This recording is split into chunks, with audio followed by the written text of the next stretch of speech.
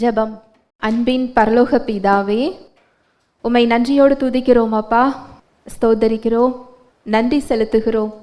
நன்றி ஆவியானவரே, உம்மை போற்றுகிறோம், உம்மை புகழுகிறோம், உம்மை வணங்குகிறோம் ராஜா. ஒருவருக்கே எங்கள் ஆராதனையை செலுத்துகிறோம். துதிக்கு பாத்திரரே, உமக்கு நன்றி செலுத்துகிறோம் ஐயா. எங்களுக்கு என்ன என்ன தேவைகளோ எல்லாவற்றையும் நீர் செய்து முடித்திருக்கிறீர். இந்த சத்தியத்தை நாங்கள் அறிந்து கொள்ளும் போது, உம்மை நாங்கள் அறிந்து கொள்ளும் போது, நீர் கொடுத்த விடுதலையை, மீட்பின் பலன்களை எங்கள் வாழ்வில் பெற்றுக்கொள்ளுகிறோம். சகல சத்தியத்திற்கு நேராக எங்களை வழி நடத்துகின்ற சத்திய ஆவியானவரே, வேதத்தின் இரகசியங்களை, மறைபொருட்களை எங்களுக்கு எளிமையாக நாங்கள் புரிந்து கொள்ளும் வகையில் எங்களுக்கு கற்றுக் கொடுக்கிறதற்காக நன்றியப்பா. தடைகளை, மனக்கடினத்தை இயேசுவின் நாமத்தினாலே அப்புறப்படுத்துகிறேன். சத்தியத்தை அறிந்து கொள்ளக்கூடிய, அதை தாழ்மையாக ஏற்றுக்கொள்ளக்கூடிய உணர்வுள்ள இருதயங்களை எங்கள் ஒவ்வொருவருக்கும் நீர் தருகிறதற்காய் நன்றி செலுத்துகிறேன். எங்களுடைய தேவைகளை அறிந்திருக்கிறீர். எங்களுடைய கேள்விகள், எங்களுடைய பிரச்சனைகள், அவமானங்கள், எங்களுடைய கவலைகள், கண்ணீர்கள், பாரங்கள், சூழ்நிலைகள் எங்களை காட்டிலும் நீர் நன்றாக அறிந்திருக்கிறீர். நீர் வார்த்தையாக கடந்து வருகிறதற்காய் நான் நன்றி செலுத்துகிறேன். உடைய வார்த்தையை நீர் அற்புதங்களினாலும் அடையாளங்களினாலும் உறுதிப்படுத்துகிறதற்காய் நன்றி செலுத்துகிறேன். இயேசுவின் மூலம் ஜெபிக்கிறேன் நல்ல பிதாவே, ஆமேன். Price the Lord. ஹல்லேலூயா. நன்றி இயேசுவே. தேவன் விசுவாசத்தின் வழியில் செயல்படுகிறார். அவருடைய வார்த்தை சொல்லுது, உங்களுடைய குறைவுகளை, உங்களுடைய கவலைகளை, உங்களுடைய நோய்களை, உங்கள் பிரச்சனைகளை, உங்களுடைய பாரங்களை என்கிட்ட கொண்டு வாருங்கள்னு சொல்கிறார். ஹல்லேலூயா. Praise the lord. நம்முடைய குறைவுகளை, நம்முடைய பலவீனங்களை, நம்முடைய நோய்களை, பிரச்சனைகளை என்ன செய்யணுமா? அவர்கிட்ட கொண்டு வர வேண்டும். இதை குறித்து தான் நம்ம இன்னைக்கு பார்க்க போகிறோம். கவலையை குறித்து அவருடைய சத்தியம் என்ன சொல்லுகிறது? எல்லாருக்குமே கவலை என்ன தான் செய்யும்? வரதான் செய்யும். ஒரு பிரச்சனை இல்லை, 2 பிரச்சனை இல்லை, 4 பிரச்சனைகள் உள்ளே இருக்கும், 4 பிரச்சனைகள் காத்து கொண்டிருக்கும். நீங்கள் உங்களுக்கு மட்டும்தான் கவலைன்னு நினச்சிங்கன்னா நிச்சயமாக அப்படி இல்லை. சாத்தான் சொல்கிற பொய்யிலேயே பெரிய பொய் அதுதான். மனிதனாக பிறந்தால் கவலைகள் என்ன செய்யும்? இருக்கும். இது பாடுகள் நிறைந்த ஒரு உலகம்தான். இந்த கவலையை குறித்து சத்தியம் என்ன சொல்லுகிறது? அவர் உங்களை விசாரிக்கிறவரானபடியினால் உங்கள் கவலைகளை எல்லாம் அவர் மீது வைத்து விடுங்கள். சின்ன கவலையை நீங்கள் வச்சுக்கோங்கப்பா, பெரிய கவலையை நான் சுமக்கிறேன். இந்த கவலை என்னால் விடவே முடியாது, நான் பார்த்து பார்த்து தான் இதை சரி செய்யணும் அப்படின்னு சொல்லி நமக்குன்னு சொல்லி ஒதுக்கப்பட்ட கவலை எதுவுமே கிடையாது. கவலைகளை எல்லாம் அவர் மீது என்ன செய்யணுமா? வைத்து விடுங்கள். இதுதான் மத்தேயு 11 சொல்லப்பட்டிருக்கு. வாசிக்கலாம். மத்தேயு 11 28, 29, 30. வருத்தப்பட்டு பாரம் சுமக்கிறவர்களே, நீங்கள் எல்லாரும் என்னிடத்தில் வாருங்கள், நான் உங்களுக்கு இளைப்பாறுதல் தருவேன். நான் சாந்தமும் மனத்தாழ்மையுமாயிருக்கிறேன். என் நுகத்தை உங்கள் மேல் ஏற்றுக்கொண்டு என்னிடத்தில் கற்றுக்கொள்ளுங்கள், அப்பொழுது உங்கள் ஆத்துமாக்களுக்கு இளைப்பாறுதல் கிடைக்கும். என் நுகம் மெதுவாயும் என் சுமை லகுவாயும் இருக்கிறது என்றார். வருத்தப்பட்டு பாரம் சுமக்கிறவர்களே, நீங்கள் எல்லோரும் என்னிடத்தில் வாருங்கள். இந்த வசனமும் அதை தான் சொல்லுது. யார்கிட்ட போகணுமா? அவர்கிட்ட தான் போகணுமா. ஆனால் மனிதனோட இயல்பு என்ன அப்படின்னா, ஒரு பாரம், ஒரு சுமைன்னு வந்ததுன்னா கடவுளை என்ன செஞ்சிருவோம்? மறந்துடுறதுங்கிறத விட ஒரு சோர்வு. ஜெபிக்க கூட முடியலை, சத்தியத்தை தியானிக்க முடியலை, அவரோடு நேரம் கொடுக்க முடியலை. அந்த சோர்வு நம்மளை என்ன செய்யுது? ஆக்கிரமித்து கொள்ளுகிறது. ஆனால் சத்தியம் என்ன சொல்லுது? நீ பாரம் சுமக்கிறியா? எங்க வா? என்கிட்ட வா. ஏன்னா அவர் தான் அதுக்கு தீர்வு. அவர் தான் நம்முடைய பாரத்தை என்ன செய்ய முடியும்? எடுக்க முடியும். அதை எடுப்பதற்காக அவர் உங்களுக்குள் காத்து கொண்டிருக்கிறார். வருத்தப்பட்டு பாரம் சுமக்கிறவர்களே, நீங்கள் எல்லோரும் என்னிடத்தில் வாருங்கள், நான் உங்களுக்கு என்ன தரேன்? இளைப்பாறுதல். நான் மறுபடியும் சொல்றேன், சத்தியம் என்ன சொல்லுதுன்னா, இதை வெகு சிலரே கண்டுபிடிக்கின்றனர். எல்லோரும் என்ன செய்யறது இல்லை? கண்டுபிடிக்கிறது இல்லை.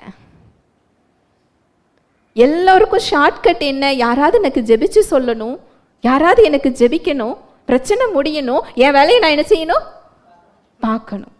ஆனா உங்களுக்கு அவர் வைத்திருக்கிற சிறந்தது என்ன அப்படின்னா, நாம் அவரிடத்தில் செல்வது தான், நம்முடைய பாரத்தை இறக்கி வைப்பது தான், அந்த ஜீவனை கண்டுபிடிக்கிறது தான். அந்த கண்டுபிடிக்கிற இடத்துல தான் நம்மள அவர் என்ன செய்திருக்கிறார்? வைத்திருக்கிறார். ஒரு வழிமுறையை கொடுத்திருக்கிறார். அவர் வார்த்தையிடம் வர சொல்லுகிறார், அவரை பார்க்க சொல்லுகிறார், குறைகளை கொண்டு வர சொல்லுகிறார், உங்க கவலைகளை கொண்டு வர சொல்லுகிறார். இது ஆறுதல் நினைக்காதீங்க, அதுலதான் இளைப்பாறுதல் என்ன செய்ய முடியும்? பெற்றுக்கொள்ள முடியும். ஒருவரால எவ்வளவு நேரம் சுமக்க முடியாத ஒரு பாரத்தை தோள்ல வச்சிருக்க முடியும்னு நினைக்கிறீங்க? சரீர பிரகாரமாக ஒரு கனமான ஒரு பொருளை ஒருவரால எவ்வளவு நேரம் தூக்க முடியும்? கொஞ்ச நேரம் தான் என்ன செய்ய முடியும்? தூக்க முடியும். கை வலிச்சதுன்னா என்ன செஞ்சிருவோம்? இறக்கி வச்சிருவோம். நம்மால் சுமக்க முடியாத பாரங்களை சிந்தனைகளில் சுமந்து கொண்டிருக்கிறோம். நான் சொல்றது புரியுதா? நம்மால் அந்த பாரத்தை என்ன செய்ய முடியாது? சுமக்க முடியாது. அதனாலதான் அந்த கணத்தை அவர் அறிந்திருக்கிறார். உன்னால் அதை என்ன செய்ய முடியாது? சுமக்க முடியாது.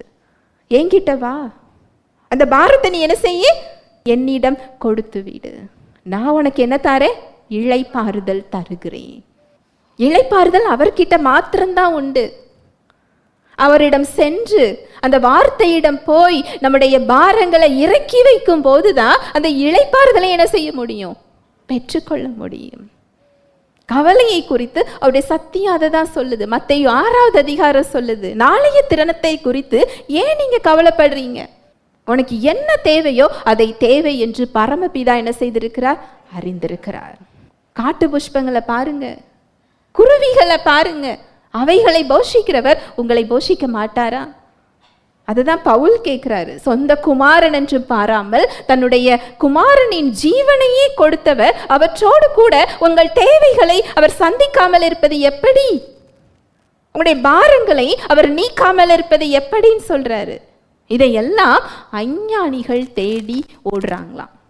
கவலைப்படுறது யாரா? தேவனை அறியாதவர்கள். தேவனை அறிந்த நாம் கவலைப்படுறோமா படலையா? தேவனை அறிந்தவர்களும் தேவனை அறியாதவர்கள் போல அந்த பாரத்தை என்ன செஞ்சுக்கிட்டு இருக்கிறோம்? சுமந்துகிட்டு இருக்கிறோம். தேவன் நமக்கு இப்படிப்பட்ட வழியை அவர் என்ன செய்யல? வைக்கல. உன் குறைய என்ன செய்? என்கிட்ட கொண்டு வா, உன் கவலையை என்கிட்ட கொண்டு வா. பாவத்தை குறித்து அவருடைய சத்தியம் என்ன சொல்லுது? நான் எல்லாம் சரி செஞ்சுட்டு தான் அவர்கிட்ட போகணும் அப்படின்னா ஒருவரால் கூட அவர்கிட்ட என்ன செய்ய முடியாது? போக முடியாது. அவர் மனிதனாக இறங்கி வர வேண்டிய அவசியமே கிடையாது. நமக்கு மீட்பரின் உதவி தேவை. அவருடைய இரத்தம் நம்மை பாவங்களற கழுவி இருக்கிறது. பாவ பழக்க வழக்கங்களோடு, குற்ற மனப்பான்மையோடு, அந்த விளைவுகளோடு போராடி கொண்டிருந்தோன்னு சொன்னா அவர்கிட்ட அதோட என்ன செய்யணுமா? போகணும். அந்த தாழ்மை நமக்கு வேணும். அதனாலதான் தாழ்மையுள்ளவர்கள் அதிக கிருபை என்ன செஞ்சுக்கிறாங்க? பெற்றுக்கொள்றாங்க. கிருபை எல்லோருக்கும் ஒரே அளவுதான் சிலுவையில் கொடுக்கப்பட்டிருக்கு. அவர்கிட்ட பட்சபாதம் கிடையாது. ஆனா தாழ்மை உள்ளவங்க அதை அதிக அளவில் என்ன செஞ்சுக்கிறாங்க? பெற்றுக்கொள்றாங்க. பாவத்தை குறித்து சத்தியம் என்ன சொல்லுது? நம்மை பாவங்களற அவர் என்ன செஞ்சிருக்கிறாரா? கழுவி நம்மை நீதிமானாக்கி இருக்கிறார். எபிரேயர் 10:10 சொல்லப்பட்டிருக்கு, வாசிக்கலாம். எபிரேயர் 10:10. இயேசு கிறிஸ்துவினுடைய சரீரம் ஒரே தரம் பலியிடப்பட்டதினாலே அந்த சித்தத்தின்படி நாம் பரிசுத்தமாக்கப்பட்டிருக்கிறோம். நல்லா பாருங்க, இயேசு கிறிஸ்துவினுடைய சரீரம் ஒரே தரம் பலியிடப்பட்டதினாலே அந்த சித்தத்தின்படி நாம் என்ன செய்யப்பட்டிருக்கிறோமா? பரிசுத்தமாக்கப்பட்டிருக்கிறோம். சிலுவையில் ஏற்கனவே பரிசுத்தத்தை நமக்குள்ள என்ன செஞ்சிட்டாரு? கொடுத்து விட்டார். நீங்க குறைவுகளோடு, பாவ பழக்கங்களோடு, குற்ற மனப்பான்மையோடு அந்த வார்த்தை கிட்ட போகும் பொழுது, அந்த சத்தியம் என்ன சொல்லுகிறதோ அதை நீங்கள் தாழ்மையா ஏற்றுக்கொள்ளும் போது அந்த விடுதலையை உங்களால் என்ன செய்ய முடியும்? பார்க்க முடியும். தாழ்மையாக அதை ஏற்றுக்கொள்ளும் போது இளைப்பாறுதல் இயல்பாகவே அங்கே என்ன செஞ்சிடும்? வெளிப்பற்றும். அதனால தான் நீ ஏங்கிட்ட வா அப்படின்னு சொல்றாரு. அவமானங்களை குறித்து, நான் இந்த மாதிரி அவமானத்தை நான் பெற்றிருக்கிறேனே, என்னால் இதை நினைச்சு கூட பார்க்க முடியல, என்னால் வெளியில ஒவ்வொரு ஊரையும் சந்திக்க முடியல, அப்படி அவமானத்தோடு இருந்தீங்கன்னா அதையோடு கொண்டு எங்கே போகணுமா? அவர்கிட்ட தான் போகணும். வசனம் சொல்லுது, எபிரேயர் 12வது அதிகாரம் 2-3. அவர் தமக்கு முன் வைத்திருந்த சந்தோஷத்தின் பொருட்டு அவமானத்தை எண்ணாமல் சிலுவையை சகித்து தேவனுடைய சிங்காசனத்தின் வலது பாரிசத்தில் வீற்றிருக்கிறார். ஆகையால் நீங்கள் இளைப்புள்ளவர்களாய் உங்கள் ஆத்துமாக்களில் சோர்ந்து போகாதபடிக்கு தமக்கு விரோதமாய் பாவிகளால் செய்யப்பட்ட இவ்விதமான விபரீதங்களை சகித்த அவரையே நினைத்து கொள்ளுங்கள். அவர் தமக்கு முன் வைத்திருந்த சந்தோஷத்தின் பொருட்டு அவமானத்தை எண்ணவில்லை. அப்படின்னா என்ன அர்த்தம் தெரியுமா? அங்கு அவர் அவமானப்படுத்தப்பட்டார்னு அர்த்தம். சிலுவையில் அவர் என்ன செய்யப்பட்டாரா? அவமானப்படுத்தப்பட்டார். நீங்க நினைக்கலாம், அவர் அதிகமாக ரொம்ப மோசமான நிலைமையில் அவர் அடிக்கப்பட்டார், நொறுக்கப்பட்டார்னு நம்ம கற்பனையில் இருக்கிறதை காட்டிலும் அவர் மிகவும் மோசமாக அங்கு நடத்தப்பட்டார். அவர் ஆடைகளின்றி தொங்குனாராம். யாருக்காக தெரியுமா? நீங்களும் நானும் அந்த அவமானத்தை என்ன செய்யக்கூடாது? சுமக்கக்கூடாது.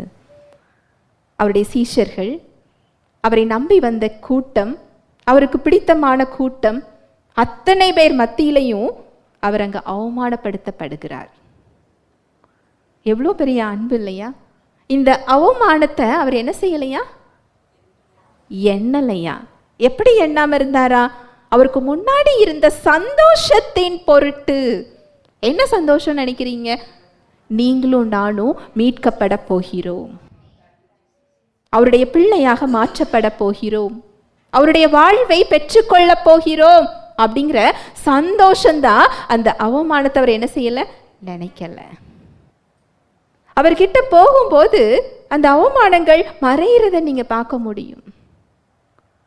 அவருடைய வார்த்தை உங்களை தேற்றுகிறத, உங்களை பலப்படுத்துகிறத, உங்களை தூக்கி நிறுத்துகிறத, உங்க வலி மறைகிறத நீங்க என்ன செய்ய முடியும்? பார்க்க முடியும். ஏன்னா அவர்கிட்ட மாத்திரம்தான் இளைப்பாறுதல் உண்டு. அது அவருடைய வார்த்தையில் இருக்கிறது. பயங்களை குறித்து அவருடைய வார்த்தை என்ன சொல்லுது? எதிர்காலத்தை குறித்து அவருடைய வார்த்தை என்ன சொல்லுது? உங்க பொறுப்புகளை குறித்து அவருடைய வார்த்தை என்ன சொல்லுது? எல்லா குறைவுகளையும் இன்னைக்கு அவர் என்ன சொல்றாருன்னா, அவர்கிட்ட என்ன செய்யணுமா? கொண்டு போங்க. உங்களுக்காக அவர் வைத்திருக்கிற திட்டம் நன்மையான திட்டம், அது தீமைக்கு எதுவானவை அல்ல. ஒரு உலக பிரகாரமான ஒரு தந்தை ஒரு பிள்ளை அப்பம் கேட்டால் கல்லை கொடுப்பாரோ? கொடுப்பாரா? இல்லை. மீனை கேட்டால் பாம்பை பிடிச்சு கொடுப்பாரா? இல்லை. பொல்லாதவர்களாகிய நாம் நல்ல ஈவுகளை கொடுக்க அறிந்திருக்கும் போது பரமபிதா நமக்கு நன்மையானவைகளை தருவது அதிக நிச்சயம் இல்லையா? அவருடைய அன்பை புரிந்து கொள்ளும் போது உங்களுடைய பயம், உங்களுடைய வருத்தங்கள் மறைகிறத உங்களால் பார்க்க முடியும். ஏன்னா பூரண அன்பு பயத்தை புறம்பே தள்ளும். நீங்க அவர் வார்த்தை கிட்ட போய் அதை அறிந்து கொண்டால்தான் இந்த இளைப்பாறுதலுக்குள்ள என்ன செய்ய முடியும்? வர முடியும்.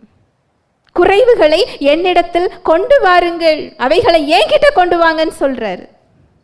ஆனா நம்ம குறைகளை நாமளே வைத்துக்கொண்டு அதை என்ன செஞ்சுக்கிட்டு இருக்கிறோம்? சுமந்து கொண்டு, சுமக்க முடியாத பாரத்தோடு சுமந்து கொண்டு, அதை ஆராய்ச்சி செய்து கொண்டு புலம்பிக் கொண்டு இருக்கிறோம். இல்லை இல்லை, அவர்கிட்ட என்ன செய்யணுமா? கொண்டு போகணும். அங்க என்ன நடக்குது பாருங்க. 19வது வசனம், மத்தேயு 14:19.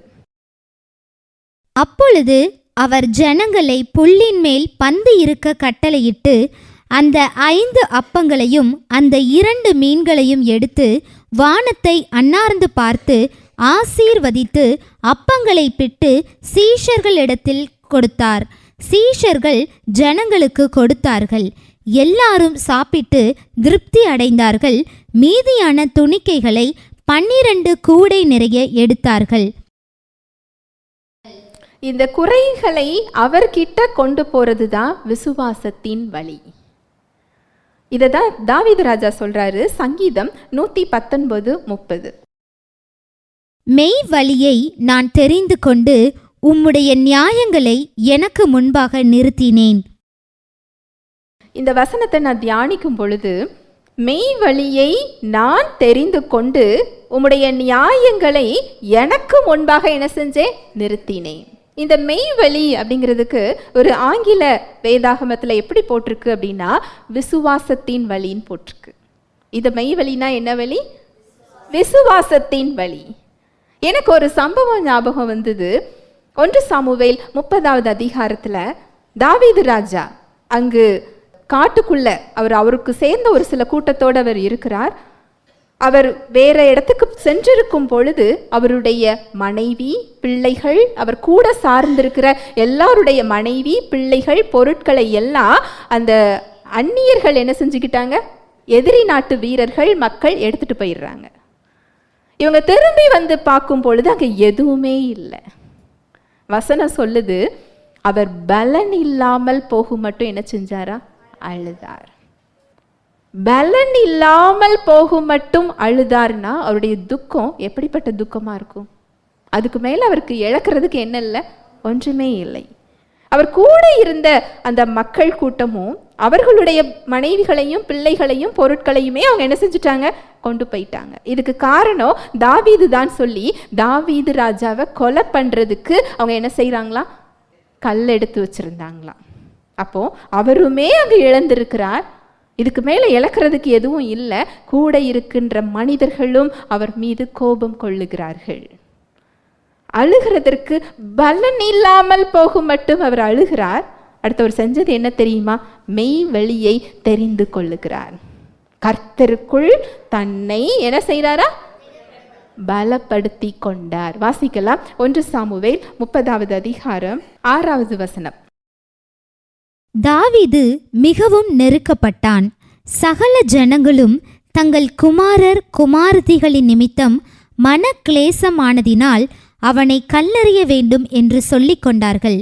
தாவீது தன் தேவனாகிய கர்த்தருக்குள்ளே தன்னை திடப்படுத்தி கொண்டான். தாவீது மிகவும் நெருக்கப்பட்டார். சகல ஜனங்களும் தங்கள் குமாரர் குமாரத்திகளின் நிமித்தம் மனக்லேசமானதினால் அவரை கல்லெறிய வேண்டும் என்று சொல்லிக் கொண்டார்கள். தாவீது தன் தேவனாகிய கர்த்தருக்குள்ளே தன்னை என்ன செஞ்சாரா? திடப்படுத்தி கொண்டார். அதுதான் அவர் சங்கீதத்தில் சொல்றாரு, நான் மெய் வழியே என்ன செஞ்சுக்கிட்டேன்? தெரிந்து கொண்டேன். நம்ம தாவீது ராஜா போல பலன்கள் வேணும்னு நினைக்கிறோம். கோலியாத்தை மேற்கொள்ளணும், சிங்காசனத்தை திரும்ப பெற்றுக்கொள்ளணும், எல்லா பலன்களையும் நம்ம தேவனுடைய இருதயத்துக்கு ஏற்றவராக மாறணும், விடுதலையை நம்ம பார்க்கணும்னு ஆசைப்படுறோம். ஆனால் அவர் தெரிந்தெடுத்த வழி என்ன வழியா? விசுவாசத்தின் வழி, மெய் வழி. அங்கே ஒரு சாய்ஸ் இருந்தது. அந்த பலன் இல்லாமல் போகும் மட்டும் அழுகின்ற இடத்துல அவர் அழுது கொண்டே இருந்திருக்கலாம். எனக்கு ஏன் இந்த நிலைமை? நான் என்ன செஞ்சேன்? யாருக்கு என்ன தீங்கு செஞ்சேன்? எனக்கு ஏன் இப்படி நடந்ததுன்னு அவர் புலம்பிக் கொண்டே இருந்திருந்தால் அவர் புலம்பிக் கொண்டே தான் என்ன செஞ்சிருக்க முடியும்? இருந்திருக்க முடியும். அவர் அதை விட்டு அவர் விசுவாசத்தின் வழியை தேர்ந்தெடுக்கிறார். கர்த்தருக்குள் அவர் என்ன செய்கிறார்? திடப்படுத்தி கொள்ளுகிறார். அதனாலதான் அவர் சங்கீதத்தில் அவருடைய வெற்றியை குறித்து அவர் சொல்லுகிறார், மெய் வழியை நான் என்ன செஞ்சுக்கிட்டேன்? தெரிந்து கொண்டேன். விசுவாசத்தின் வழிங்கிறதே நம்ம குறைவுகளுக்கு மத்தியில அவரை பற்றி பிடித்து கொள்வதுதான். நம்ம குறைவுகளை, நோய்களை, பலவீனங்களை, துக்கங்களை, கவலைகளை, பாடுகளை அவர்கிட்ட கொண்டு போறது தான் ரொம்ப முக்கியமான விஷயம். கொண்டு போயிட்டு திரும்ப என்ன செய்யக்கூடாது? கொண்டு வரக்கூடாது. அவர்கிட்ட கொடுத்துடணும். அப்பதான் அந்த இளைப்பாறுதலை நம்ம என்ன செய்ய முடியும்? பெற முடியும். அந்த பலத்தை பெற்றுக்கொள்ள முடியும். சாத்தான் சொல்ற பொய் என்ன தெரியுமா? இதுல நீ என்ன பண்ண போற, இதுல நீ எப்படி வெளியில வரப்போற, இதுல எப்படி நீ சுகத்தை பார்க்க போற, இதுல எப்படி நீ வெற்றியை பார்க்க போற, எல்லாராலையும் நீ ஒதுக்கப்பட்டிருக்கிறியே, உனக்கு அவமானமா இல்லையா அப்படின்னு சொல்லி நம்மை பிரித்து அவன் கேள்வி கேட்பான். நற்செய்தி என்னன்னா, நம்ம தனியாக இல்லை, கிறிஸ்துவுக்குள் இருக்கிறோம். அவன் சொல்லுகின்ற காரியங்கள், அவன் சிந்தனையில கொடுக்கின்ற கேள்விகள் எல்லாம் கிறிஸ்துவிடமிருந்து பிரித்து நம்மை கேட்பான். நீ என்ன பண்ண போற? பண்ண போறது நான் இல்லை, கிறிஸ்துவை கொண்டு நான் எல்லாவற்றையும் மேற்கொள்ள போறேன். என்னை பலப்படுத்துகிற கிறிஸ்துவினாலே எல்லாவற்றையும் செய்ய எனக்கு பலன் உண்டு. எல்லாவற்றையும் செய்ய எனக்கு பலன் வரும். எப்போ? கிறிஸ்துவினாலே. கிறிஸ்தவ வாழ்க்கைங்கிறது நம்முடைய பலத்தை கொண்டு அவர் வாழ சொன்ன வாழ்க்கையே கிடையாது. அது முடியவே முடியாது, ரொம்ப கஷ்டம் அப்படிலாம் கிடையாது, முடியாது. நம் மூலமாக கிறிஸ்துவை வாழச் செய்கின்ற ஒரு வாழ்க்கை. அவருடைய பலத்தை கொண்டு நம்மால் எல்லாவற்றையும் மேற்கொள்ள முடியும். அதுக்கு தான் அவர் நமக்குள்ள இருக்கிறாரு. அதனாலதான் அவன் கிறிஸ்துவிடமிருந்து நம்மை பிரித்து காண்பிக்கிறான். நீ என்ன பண்ண போற? அதை செய்ய போறது நாமா, கிறிஸ்துவா? கிறிஸ்து தான் செயல்பட போறாரு. இந்த நோயில நீ என்ன பண்ண போற? நம்ம சரீரத்துக்குள்ள போய் சரி பண்ண போறது நாமா, அவருடைய வல்லமையா? அவருடைய வல்லமை. அதுக்கு அவருக்கு சித்தம் இருக்கிறது. அந்த சுகத்தை அவர் கொடுத்திருக்கிறார். அந்த வல்லமை நமக்குள் தங்கி இருக்கிறது. எல்லாவற்றிற்கும் மேலாக ஆதாரமாக அவருடைய வார்த்தை இருக்கிறது. அந்த சோர்வை போக்குகிறதற்கு அவருடைய வல்லமை நமக்குள் காத்து கொண்டிருக்கிறது. அந்த இளைப்பாறுதலோடு அது காத்து கொண்டிருக்கிறது. அதனாலதான் அவர் வார்த்தை சொல்லுது, அவைகளை என்னிடத்தில் கொண்டு வாருங்கள். நீ சுமக்காத. உனக்கு இளைப்பாறுதல் வேணுமா? அதை என்கிட்ட கொண்டு வா. அந்த குறைகளோடு கொண்டு வா. அதை கொண்டு வந்துட்டு எடுத்துட்டு போகாத, என்னிடம் வைத்து விடு. நான் உன்னை விசாரிக்கிறேன். நான் விசாரிக்கிறவர் மாத்திரமில்லை, அதற்கு பதில் கொடுக்கிறவராக இருக்கிறேன். அதுவும் எப்படி பதில் கொடுக்கிறாரா? அதிக ஆர்வத்தோடு, அதிக தீவிரத்தோடு அவர் பதில் கொடுக்க காத்து கொண்டிருக்கிறாருன்னு ஒரு மொழிபெயர்ப்பு சொல்லுது. ஹல்லேலூயா, பிரைஸ் தி லார்ட். அவருடைய வார்த்தையிடம் செல்வது, இது ஒரு பெரிய சத்தியம். அங்க சொல்றது மாத்திரம் இல்லை, விசுவாசத்துல செயல்படுகிறார். ஒரு பல்லாயிரக்கணக்கான பேருக்கு உணவளித்தால், நம்ம கிட்ட உணவு இருந்ததுன்னா அந்த கூட்டத்தை பார்த்து நம்ம என்ன சொல்லுவோம்? எல்லாரும் பந்தி பந்தியா உட்காருங்கப்பா, வரிசையா உட்காருங்க. சாப்பிட்றதுக்கு அடுத்து என்ன செய்வோம்? ஆயத்தம் பண்ணுவோம் இல்லையா? கையில் 5 அப்பம் 2 மீன். ஆனால் அங்கே இயேசு கிறிஸ்து செய்கிறது என்ன? பந்தி பந்தியாக உட்காருங்கள். பந்தி பந்தியாக உட்கார்ந்த பிறகுதான் உணவு பெருகுகிறது. நாம என்ன நினைக்கிறோம்? நான் சுகத்தை பார்த்தால் நான் நன்றி இயேசுவே சொல்லுவேன்.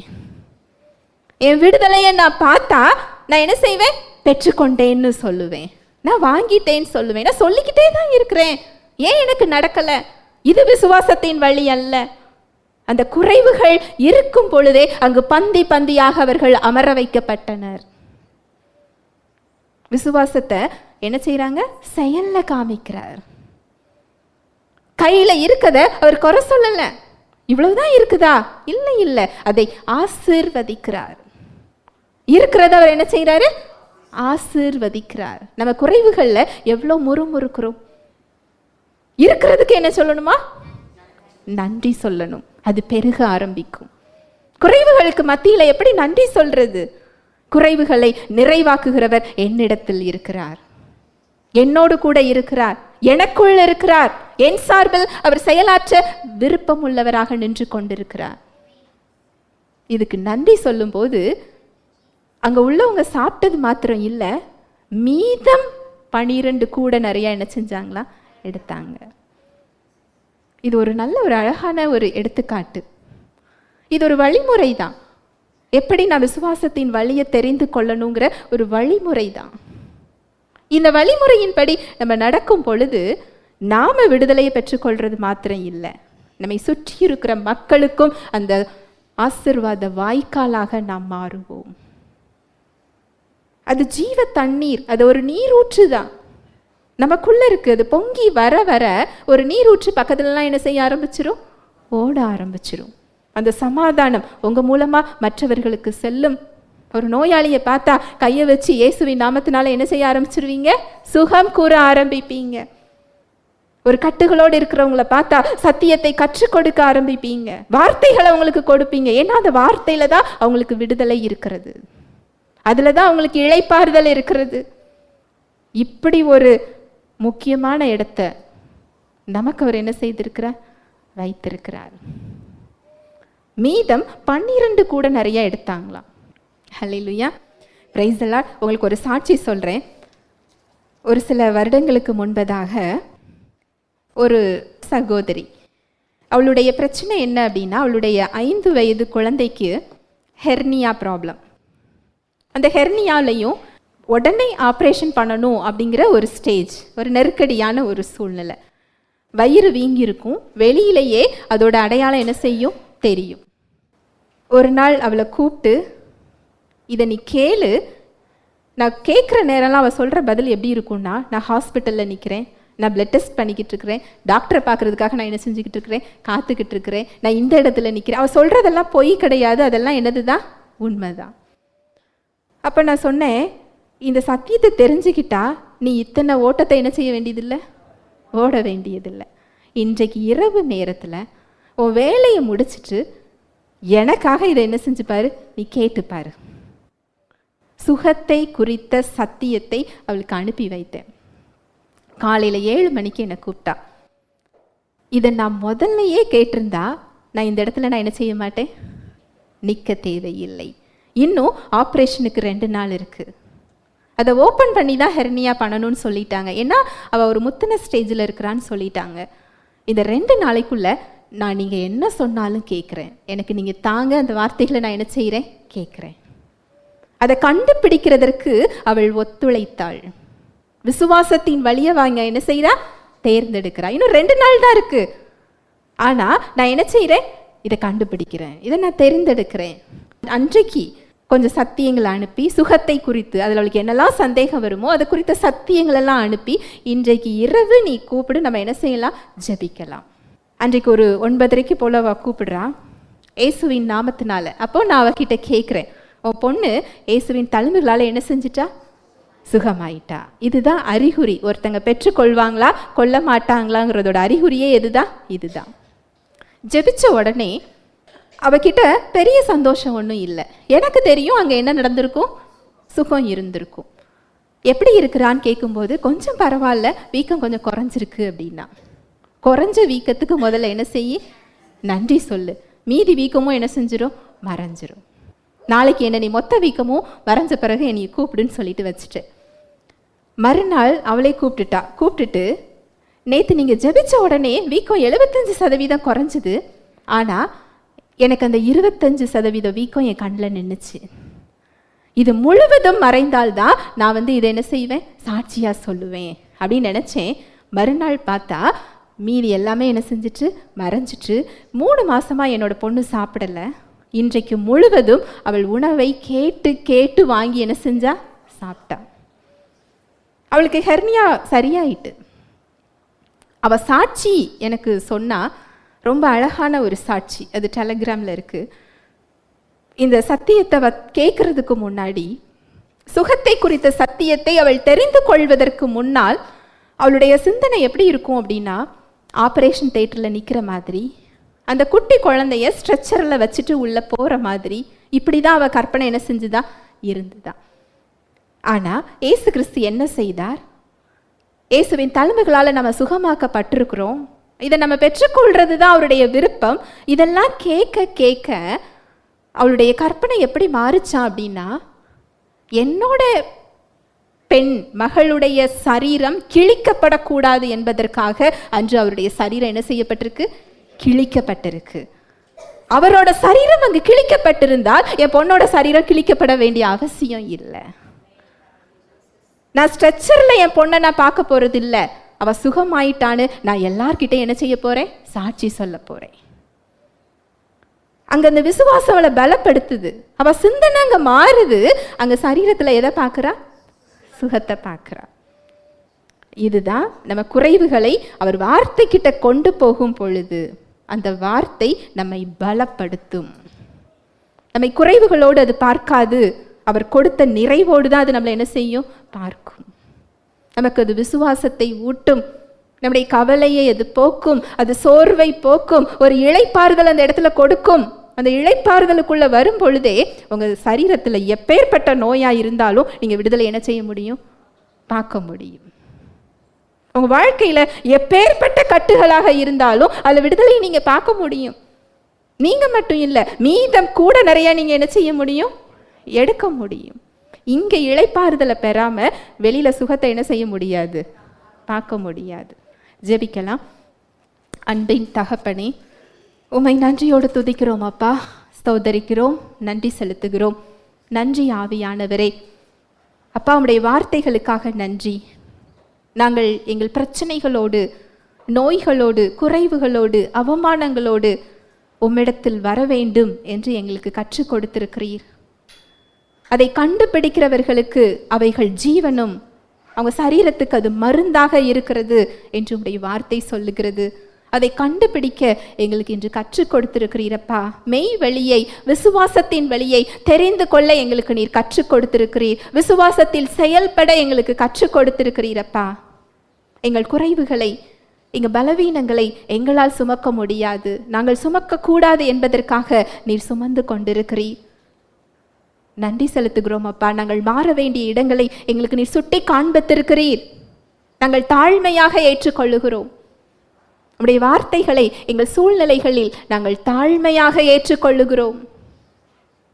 எங்கள் கவலைகளை எல்லாம் உம்முடைய பாதத்தில் இறக்கி வைக்க தீர்மானம் எடுக்கிறோம். உம்முடைய இளைப்பாறுதலை நாங்கள் பெற்றுக்கொள்ளுகிறோம் அப்பா. நன்றி செலுத்துகிறோம். வந்திருக்கிற ஒவ்வொருவரையும் உடைய கரத்தில் தருகிறேன். என்ன தேவையில் வந்தாங்களோ அவங்களுக்கு ஏற்ற மன்னாவை நீர் கொடுத்ததற்காக நன்றி. அவர்கள் கேள்விகளுக்கு நீர் பதில் கொடுத்ததற்காக நன்றி. திடப்படுத்தியதற்காக நன்றி. பலப்படுத்தியதற்காக நன்றி அப்பா. விசுவாசத்தை ஊட்டியதற்காக நன்றி. உடைய அன்பை வெளிப்படுத்தியதற்காக நன்றி. உடைய சித்தத்தை நீர் தெரியப்படுத்தியதற்காக நன்றி செலுத்துகிறேன் அப்பா. ஒவ்வொருவரது சரீரத்திற்கும் ஒரு விலையை கொடுத்திருக்கிறீர். இயேசு கிறிஸ்துவின் இரத்தம் விலையாக கொடுக்கப்பட்டிருக்கிறது. உங்களுக்காக அவர் அடிக்கப்பட்டிருக்கிறார். உங்களுக்காக அவர் நொறுக்கப்பட்டிருக்கிறார். உங்களுக்கு சமாதானத்தை உண்டு பண்ணும் ஆக்கினை அவர் மீது சுமத்தப்பட்டது. அவருடைய தழும்புகளால் நீங்கள் சுகமானீர்கள். அவர் காசோ பணமோ பொருளோ கொடுத்து உங்களை விலை கொடுத்து வாங்கல. தன்னோட சொந்த இரத்தத்தினால் அவர் உங்களை மீட்டெடுத்திருக்கிறார். இயேசு கிறிஸ்துவின் சொந்த சரீரமா நீங்க இருக்கிறீங்க. இயேசு கிறிஸ்துவின் சரீரத்துல எப்படி நோய் இருக்க முடியும், எப்படி கட்டுகள் இருக்க முடியும், எப்படி பலவீனங்கள் இருக்க முடியும், எப்படி பயம் இருக்க முடியும், எப்படி கேன்சர் இருக்க முடியும், எப்படி உறுப்புகளில் குறைபாடுகள் இருக்க முடியும், உங்க வாழ்க்கையில எப்படி குறைவுகளும் கட்டுகளும் பாவக்கட்டுகளும் சாபக்கட்டுகளும் இருக்க முடியும்.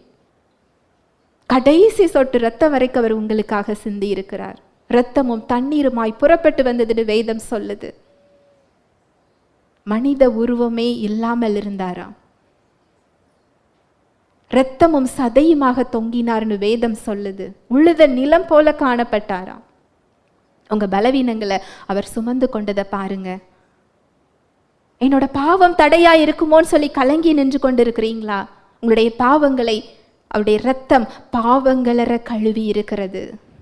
உங்களை நீதிமானாக மாற்றி இருக்கிறது. உங்கள் குறைவுகளோடு இந்த வார்த்தையை தாழ்மையாக ஏற்றுக்கொள்ளுங்கள். அவருடைய இரத்தம் என்னை பாவங்களற கழுவி இருக்கிறது. நான் நீதிமானாக மாற்றப்பட்டிருக்கிறேன். உங்க பாவங்களை அவர் சுமந்து கொண்டார். உங்கள் நோய்களை அவர் சுமந்து கொண்டார். உங்களுக்காக அவர் சாபமாக்கப்பட்டிருக்கிறார். சாபமான முள்முடியை தன் தலை மீது அவர் ஏற்றுக்கொண்டு சாப விடுதலையை நமக்கு அவர் பெற்று தந்திருக்கிறார். உங்கள் நோய்கள் அவர் சிலுவையில் சுமந்து கொண்டதை பாருங்க. எந்த உறுப்புகள் பாதிக்கப்பட்டிருக்கிறதோ அந்த உறுப்புகள் மேல கைகளை வைத்துக் கொள்ளுங்கள். இயேசு கிறிஸ்துவின் சரீரத்துல கேன்சர் இருக்க முடியாது, குறைபாடுகள் இருக்க முடியாது, கட்டிகள் இருக்க முடியாது, சாபம் இருக்க முடியாது, பாவம் இருக்க முடியாது. அவருடைய இரத்தத்தினால் நீங்க கழுவப்படுறத பாருங்க. இது உங்களுடைய உரிமை. அவர் தந்தையாக இந்த சுகத்தை உங்களுக்கு ஒரு உரிமை சொத்தாக அவர் கொடுத்திருக்கிறார். நோய்களோடு நீங்கள் இருக்க வேண்டிய அவசியமில்லை. அவருடைய சித்தத்தை நீங்கள் புரிந்து கொள்ளும் பொழுது, அதை தாழ்மையாக ஏற்றுக்கொள்ளும் போது சுகம் வெளிப்படுறத உங்களால பார்க்க முடியும். அவருடைய இரத்தம் உங்களை கழுவுறத பாருங்க. உங்க உச்சியிலிருந்து உங்க உள்ளங்கால் வரை ஒவ்வொரு உறுப்புகளையும் இயேசு கிறிஸ்துவின் இரத்தம் கழுவி கொண்டிருக்கிறத பாருங்க. இயேசுவின் தழும்புகளால் நீங்க சுகமாக்கப்பட்டீங்க. நன்றி அப்பா. பரலோக ராஜ்யத்தின் திறவுகோள்களை எனக்கு கொடுத்திருக்கிறீங்க ராஜா. பூமியில் நாங்கள் எதை கட்டுகிறோமோ அது பரலோகத்தில் கட்டப்பட்டிருக்கும். பூமியில் நாங்கள் எதை கட்டவிழ்க்கிறோமோ அது பரலோகத்தில் கட்டவிழ்க்கப்பட்டிருக்கும் என்று உம்முடைய வார்த்தை சொல்லுகிறது. இயேசுவின் நாமத்தினாலே ஒவ்வொருவரது சரீரத்தில் உள்ள பலவீனங்கள், உறுப்புகளை முடக்கி வைக்கின்ற, கட்டிகளை கொடுக்கின்ற, இரத்தத்தில் பிரச்சனையை கொடுக்கின்ற, நுரையீரல் குறைபாடை கொடுக்கின்ற, கேன்சர் வியாதியை கொடுக்கின்ற, தற்கொலை எண்ணத்தை கொடுக்கின்ற இருளின் அந்தகாரத்தின் ஆவிகளை இயேசுவின் நாமத்தினாலே அப்புறப்படுத்துகிறேன். சிலுவையில் நீர் கொடுத்த தேவ சுகத்தை இயேசுவின் நாமத்தினாலே ஒவ்வொருவரது சரீரத்திலும் நான் கட்டவிழ்கிறேன். தேவ சுகம் ஒவ்வொருவரது சரீரத்தையும் உச்சியிலிருந்து உள்ளங்கால் வரை நிரப்பிக் கொண்டிருக்கிறது இயேசுவின் நாமத்தினாலே. கிறிஸ்துவை மரித்தோர்ந்து எழுப்பின வல்லமையுள்ள ஆவியானவர் உங்கள் சரீரங்களை, உங்கள் உள் உறுப்புகளை அவர் உயிர்ப்பித்து கொண்டிருக்கிறார். வல்லமையுள்ள ஆவியானவரால் நீங்க உயிர்ப்பிக்கப்பட்டு கொண்டிருக்கிறீங்க.